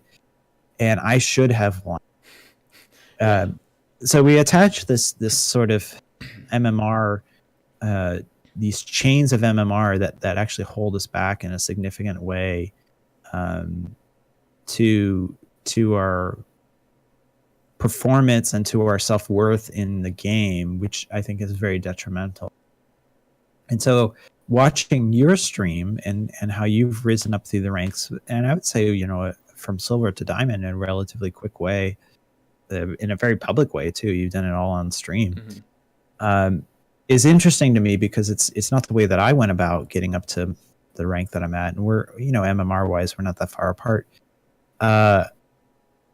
And you've built up these fundamentals in a different way, and I think that ultimately is the better way to play. So for like closing thoughts about this sort of the book and how you apply it to StarCraft, yeah, I think I have to agree with you. The ladder's probably the best way to quiz yourself on your skills. Practice partners, if they exist, if you have them, which there are a lot of Discord groups out there, and I'm sure you could find them, are probably the best way in doing this interleaving type of practice. And whichever way, like, again, I don't know if doing what I'm doing, playing random, sort of, is better or worse. I feel like my Protoss fundamentals are not bad, but my Terran and Zerg are pretty poor.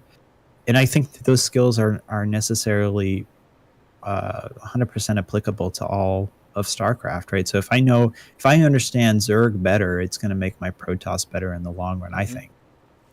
Which is what I would consider myself main racing as, is Protoss. Yeah, certainly from a scouting perspective, right? So this is a very weak area for me, having gone into it saying, okay, what does everybody say is important? Like, probes, not supply blocking, using my chrono boost, whatever. All right, I'm gonna get good at that stuff. That's what they say you do, right?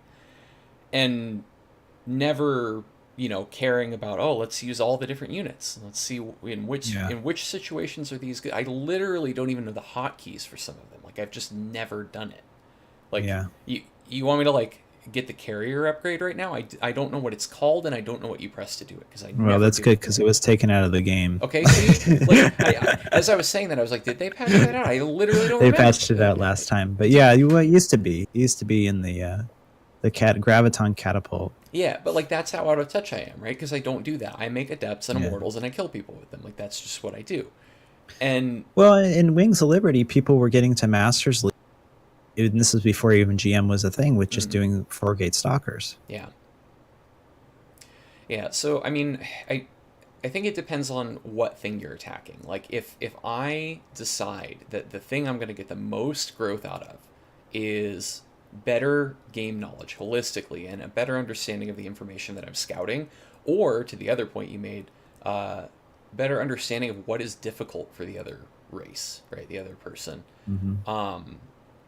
And then doing something like what you're doing makes the most sense, because I'm interleaving the thing that I'm trying to learn, right? Where what I'm doing of saying, I want to improve in a general sense some of my micro skills while maintaining my macro skills, maybe doing something like what I'm doing kind of makes sense. It really depends, man. Yeah, I don't think there's any clear answer, and I think this is where a coach comes in real handy, right? Because a good coach, and they bring it up. I don't know if you caught baseball reference, if you're a big baseball fan or not, but, like, I enjoy baseball, and they bring it up with some of these examples of baseball coaches who are mediocre to average players. Which, by the way, if you're an average player in the MLB, you're, like, an amazing player in all of the population of Earth, but, like, these average players in MLB who went on to be amazing coaches because they were able to assemble a team and train them in the proper way. And I think this is where coaching can really come in handy, because even if you watch your replays, if you're not aware of certain things in the game, or you don't see your faults, or you don't see where you're weak, then you're not going to train those things that are weak, right? And so you do have to find your weaknesses, and that is part of the testing, right? Losing a game is very important information, because it helps you define your weaknesses. And one of the things that I do, and I'm still guilty of, is that a lot of the times I don't even look at the replay in games I lost, but if I look at the replay in a game I lost, I look at it immediately after I lost the game, and I say, oh, there you go, I lost because I was supply blocked at 76 or whatever it is. And that's exactly the wrong thing to do, because you're not giving yourself enough time to forget a little bit and then look at it later and remember, right? So this is kind of this spaced repetition, or interleaving a little bit of, well, wait, why did I lose that game? Oh, right, okay, I lost that game because of this, and like, how could I change that? If you're looking at the replay immediately afterwards, then it's like, oh, well, you're gonna forget that. That's as good as rereading, as far as I can tell. Interesting, I hadn't made which is one thing that I found was directly applicable. So that is interesting. See, when I thought of rereading in terms of StarCraft, I thought about doing the build order with the notes on your second monitor, literally doing the build order and reading it, right? This is a Yeah. thing people there are in-game overlays to do this, right? Yeah, salt or whatever. Yeah, there's Salt, and then there's like a Overwolf one, and this to me is like the exact definition of like the wrong thing, right? It's like trying to take the test with the notes there, and then you're going to take the notes away and tell me to take the test. Like, what was I even doing for the last 2 hours, right? There's that, and then there's also trying to just read the build order over and over and over again while I'm not playing, right? These are the things I thought of when I thought of rereading, but you're definitely making an interesting point about the replays, because that's how I do mine, right? I immediately Yeah. watch them afterwards, and I think if there's something that you in the moment didn't know and you want to go look in the replay and be like, okay, what was that, right? I saw something blip on my mini map here. What was that, right? Sure. That could be worth it, because you might lose that you were curious about that. You might not remember that you wanted to know what that blip was. But I recently did a replay analysis about a week after the fact with White Cat, and I had some of what you're talking about, where I was mentally reconstructing it as we're watching the replay. I'm like, oh yeah, and then I sent my adept, and I was trying to remember what happened. And oh yeah, there were two Hellions and they killed my adept. Oh, that's bad. I shouldn't do that. And so I was getting a little bit of this like, Hmm. uh, this sort of like delayed benefit, I guess, from going back after the fact. Huh. Right, and I think that what's important there when you replays is that if you can try to remember your game sense and what you were thinking was going on Mm-hmm. and what actually was going on is Mm-hmm. really interesting. As well as you and I have the added benefit of all of our streams are just automatically recorded by Twitch. Yep. And I do this. I don't know if you do it, but I go back and I look sometimes. Well, one, I check the audio recording because I just want to Mm-hmm. make sure audio and video looks good Yep. for people watching. But I will look at games and I'll be like, okay, what was I thinking here? And of course, I can just focus on the mini map when I'm watching the recording of it. And I say, oh, shoot, like that drop came in and I saw it, but I didn't see it in the Yeah. game. I didn't acknowledge it in the game. Or I actually saw that he was building a second factory, or that the SCV went out to proxy, or the Zerg had a hidden base or whatever it is, Mm-hmm. but it didn't acknowledge, or I saw the edge of the creek, but I didn't acknowledge it.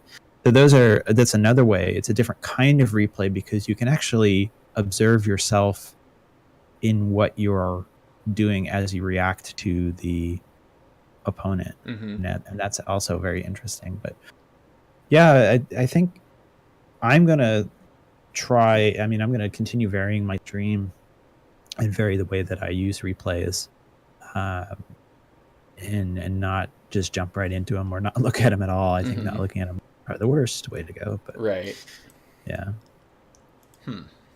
So And should we? go ahead. Okay, we're kind of getting a little bit longer on the Yeah. recording, which is fine for me. But we probably should take some Q&A, unless Yeah. you have some final thoughts, I think or maybe final probably. thoughts and Q&A.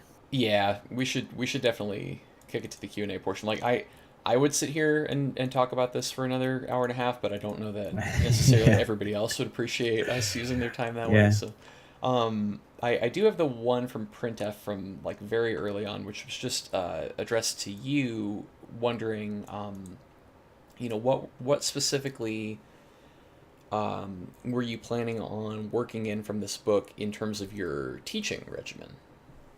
Oh, wow. Yeah. No, this is great.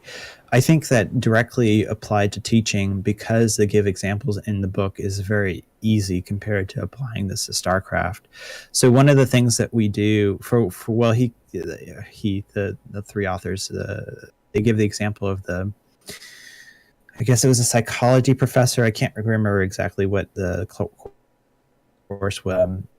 This happens in every college course that you will ever attend, especially if it's a big day one, everybody shows up. Week one, 75% of the people show up. And by Mm-hmm. week two, less than 50% of the people show up. And they all want the PowerPoint slides ahead of time. And they're just going to study that material and come in for the exams, and you'll never see them. So the professor then went on to say, okay, well, I want to improve attendance and I want to improve the scores in my class. So I am going to make it so that we have randomly placed pop quizzes throughout the course. And everybody hated it and you got bad reviews. but this guy must have been tenured because it didn't affect his job. This is the risk when you're pre-tenure or you're younger faculty position. You can't necessarily make these huge changes because the reviews do matter.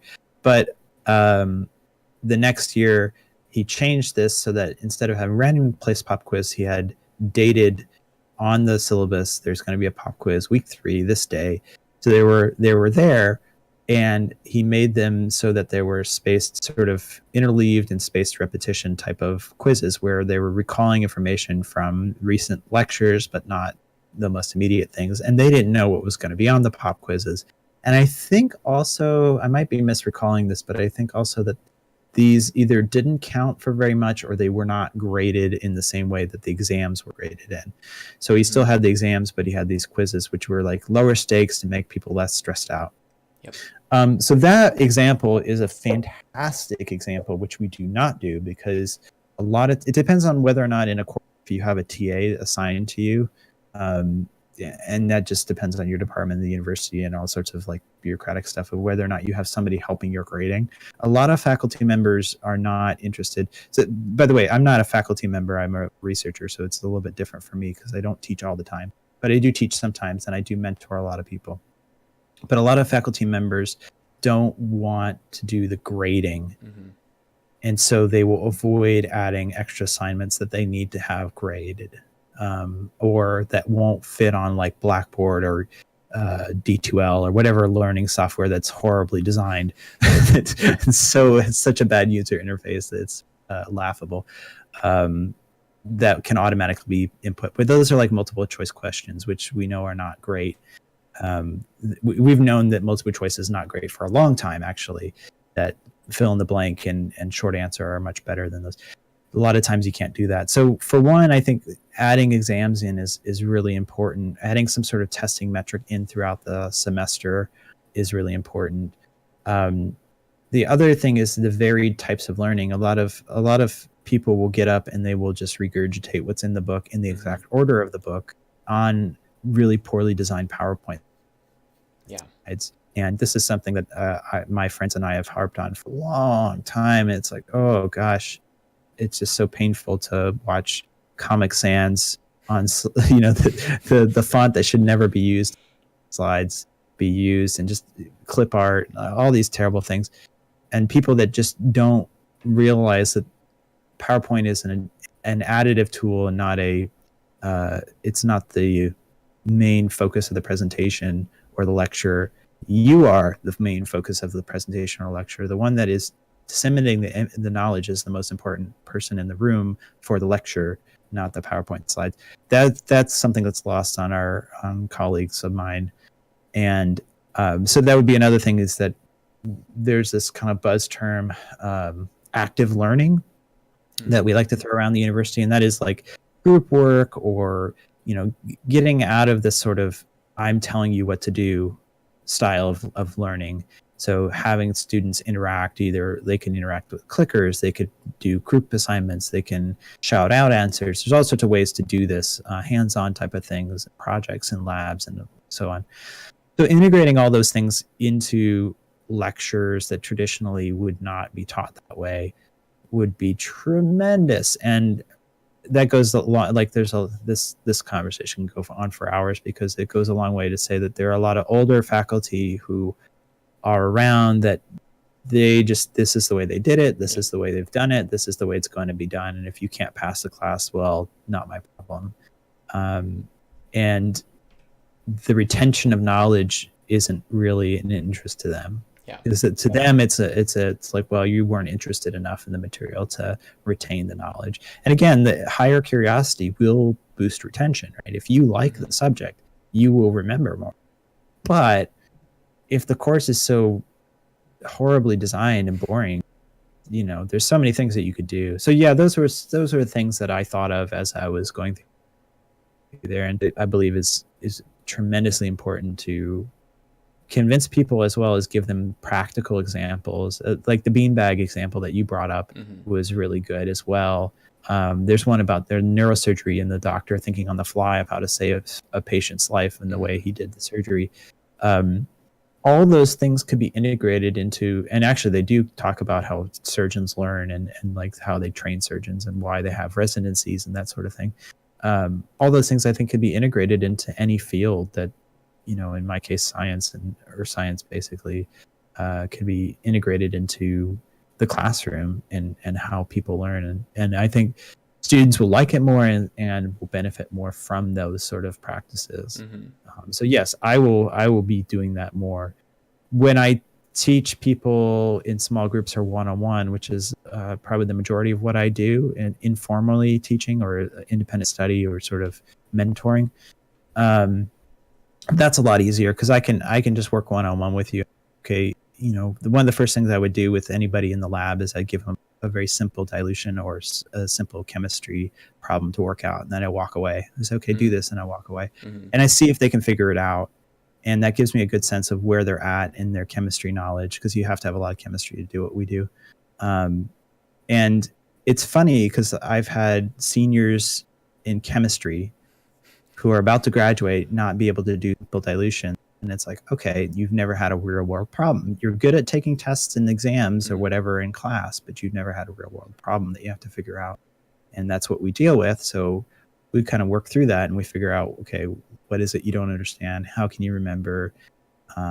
There's tricks to doing everything and shortcuts and things like that. So that stuff I already do a bit of, but that I feel like is a very different style of teaching and learning. And I've definitely trialed and errored it with different students and learned a lot about how they perceive the information. Because one thing we didn't talk about is that as you become an expert, you sort of forget about how it was when you learned, and you don't really quite have the best relationship to the knowledge of the new learner. Yep. And that is something I try really hard to remind myself of when I'm working with somebody. And I used to tell this to people all the time, and I've done it. I've taken history. So people I've like hired in the labs that I've worked in to work in my lab or whatever. I've taken people who had getting degrees in history, and I'm like, I'm going to teach you the science that you need to know to work in this lab, and I'm going to pay you $10 an hour to do it because it's a little part-time job for an undergrad. But at the end, you're going to be more advanced than somebody that took chemistry doing this course.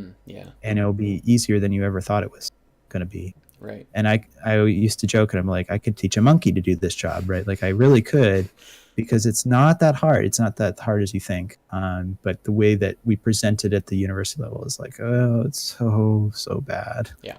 So, and I knew this. I knew that this was a problem. I've thought about this problem for a while, but this book has solidified that so much for me. So that's a long answer to the that's a good short answer. question. I like that, and I brought up a couple of things that we'd forgotten to touch on too, so that's good.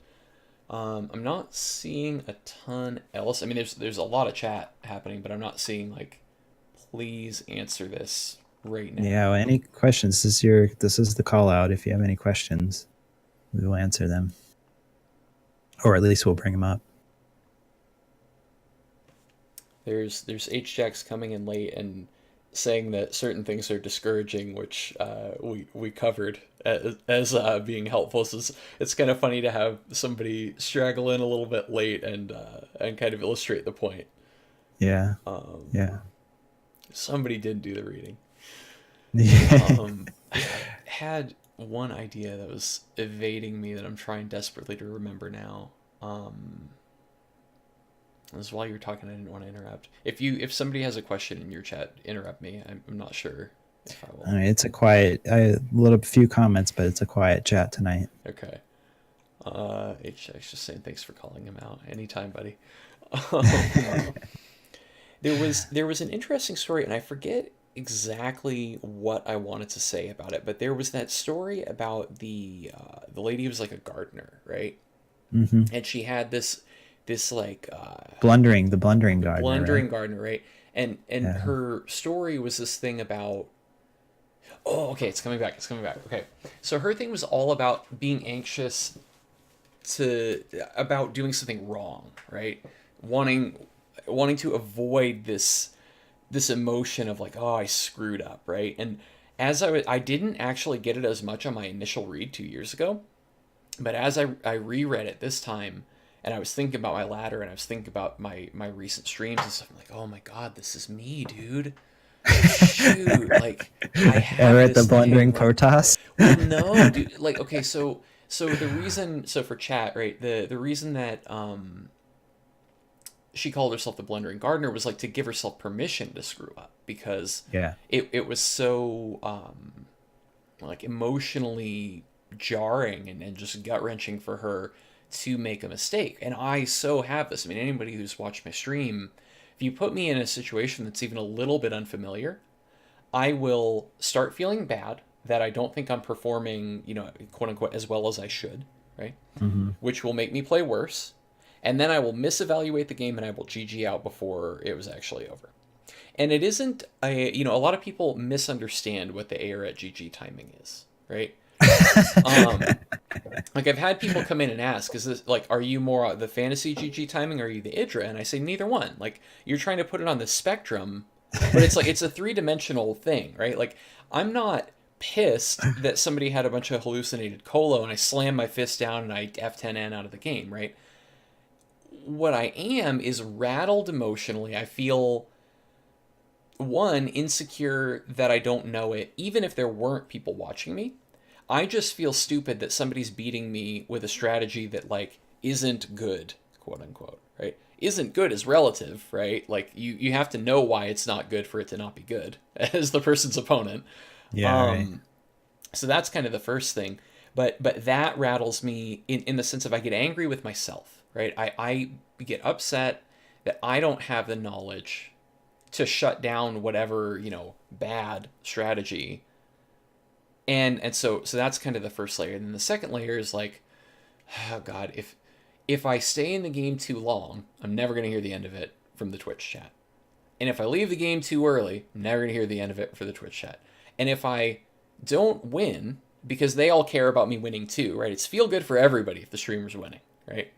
If I Yeah. don't win because of some seemingly obvious thing that I did wrong, I'm never going to hear the end of it from the Twitch chat. So, like, every which way to Sunday, like, oh god, how do I get out of this crappy situation without hating myself or the chat, like being disappointed, right? Like, and so I so have that thing, like, and I realized that I needed to do a better job and still need to do a better job of cultivating this, like, blundering gardener sort of mindset where it's like, yeah, okay, hi everybody, I'm a screw up and this is just what it's going to be. And I did recently have some success with this where, so I've mentioned a couple times during the course of this discussion, right, that I know that I want to work on sort of my control and more like finesse stuff with my play. And I've been trying to Hmm. attack that in a number of ways, but I kept, and also multitasking was really hard for me because I didn't have the fluency to like use my stuff in a way that was quick. So I could never do the harass with an oracle and then go back and build a pylon because just the action harass with an oracle is so foreign to me. Like I will lose the damn thing. I'll attack a queen. Just mishaps all over the place, right?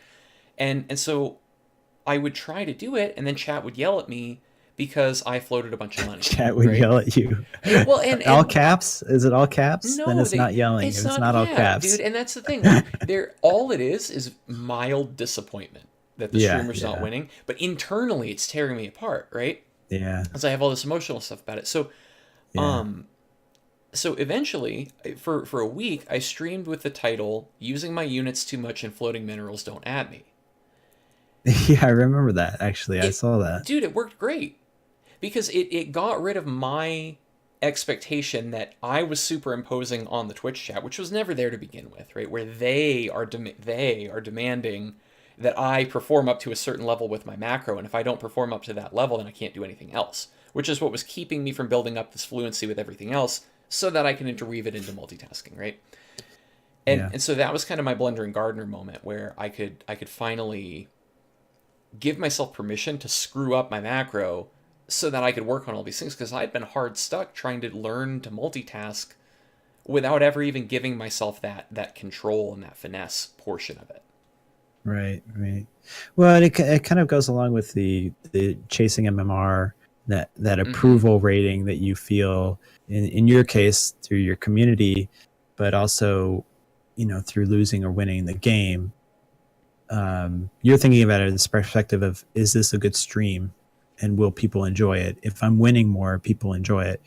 But it's interesting. So that hinders you just as much as me saying like, well, I need to make masters because if I don't make masters, I really have no authority to say what's good or bad in this game, and therefore I won't get more views and my stream won't grow. And that's the same sort of mental pressure or emotional pressure that you put on yourself that I put on myself using MMR as a way. I think it's really interesting because I've heard Pig coach people in this way that he says, like, try this thing. You're going to lose MMR if you're doing it and you're learning. And that's okay because you're going to shoot up MMR later. It's sort of like investing.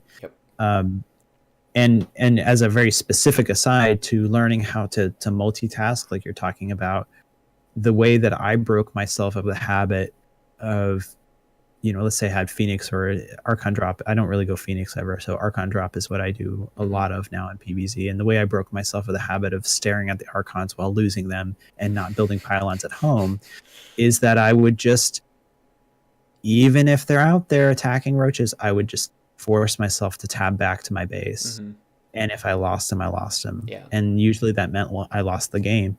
And I think that for me, that what broke that habit was I lost a few games where I had the army or whatever, the harassing units, and I just, I queue them up or I get them in there and I just, okay, I know I don't want to look away, but I have to look away. And I looked away, lost them, and it was okay. Like in the same way, I can give yourself permission, like 90% chance I'm going to lose this. But the more I force myself to look back at the base and I can do that little pylon build or that 3 gateways additional faster, so that was for me how I broke myself. I'm not saying I do that perfectly, but I can now execute an Archon Drop pretty well enough that I can beat like a Diamond 1 Zerg with it, and I feel confident doing that in a lot of cases. But it took a lot of practice to get to that place, and I don't necessarily know that I could do it with a different. If I had Phoenix, I don't know if I could do that in the same. Like I would need to practice the same thing with Phoenix. So each one is a unique case in my experience. So, and I think on a broader level, right? Like this is probably why anybody ever gets stuck in StarCraft is there's a thing that you need to practice, and the only way that you can practice it is probably to have some stuff go wrong, and you are not allowing yourself to let that stuff go wrong, right? In my case, it's you can't let your macro slip. It's the grandest sin in all of StarCraft if you do that, right? Like, and so you have to break that rule and go, okay, look, I need to get practice hitting a camera location, going back to my base and building these 3 gateways.